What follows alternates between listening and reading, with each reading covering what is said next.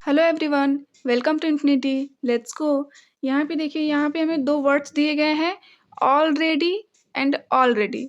यहाँ पे ये दोनों कंफ्यूजिंग वर्ड्स हैं। ओके, इन दोनों वर्ड्स के बीच के डिफरेंस को हम समझते हैं। ऑलरेडी, इसकी मीनिंग होती है पूरी तरह से तैयार या फिर सब तैयार। और इस ऑलरेडी की मीनिंग होती है पहले ही।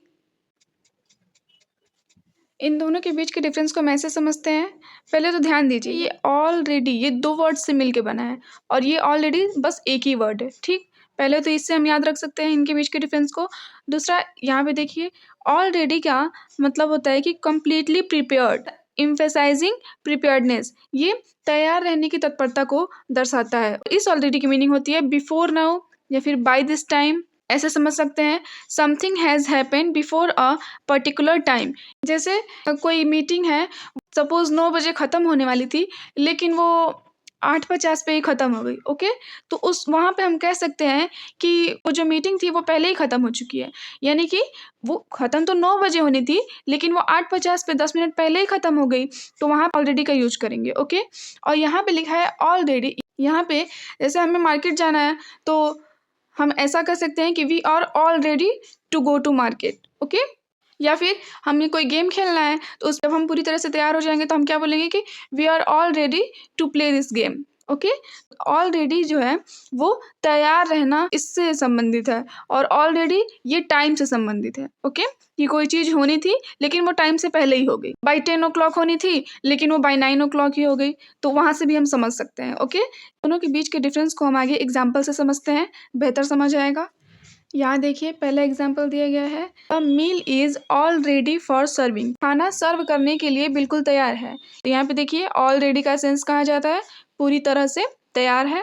यहाँ पे देखिए, दूसरा दिया गया है, the car is all ready for the road trip. यानी कि कार रोड ट्रिप के लिए पूरी तरह से तैयार है। The team is all ready for the game. यानी कि टीम खेल के लिए पूरी तरह से तैयार है। Are you all ready for the presentation. क्या आप प्रेजेंटेशन के लिए पूरी तरह से तैयार हैं। तो यहाँ पे देखिए, इन सारे एग्जाम्पल्स में ऑल रेडी का मतलब है पूरी तरह से तैयार।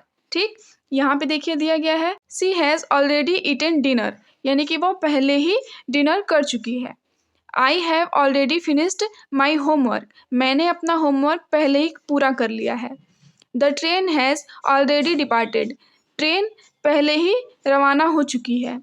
I have already booked tickets. मैंने टिकट्स पहले ही बुक कर ली हैं। ओके, तो इन सारे एग्जाम्पल्स में ऑलरेडी का जो सेंस है वो टाइम से रिलेटेड है। जैसे यहाँ पे देखिए, पहले ही खा चुकी है, यानी कि खाने वाली थी किसी पर्टिकुलर टाइम पे, लेकिन वो पहले ही कर चुकी है, टाइम से पहले ही कर चुकी है।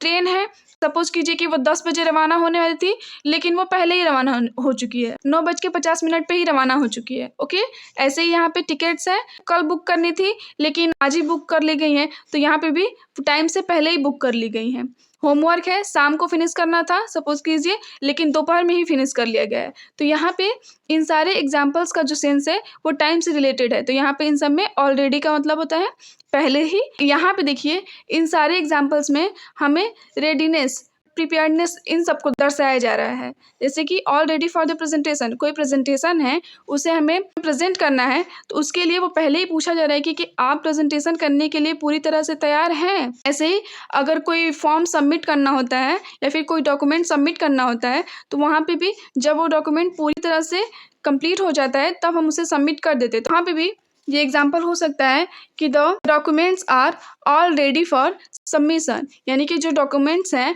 वो सबमिशन करने के लिए पूरी तरह से तैयार हैं। आई होप आपको इन दोनों वर्ड्स के बीच का डिफरेंस समझ में आया होगा। Thank you for watching. Bye, take care.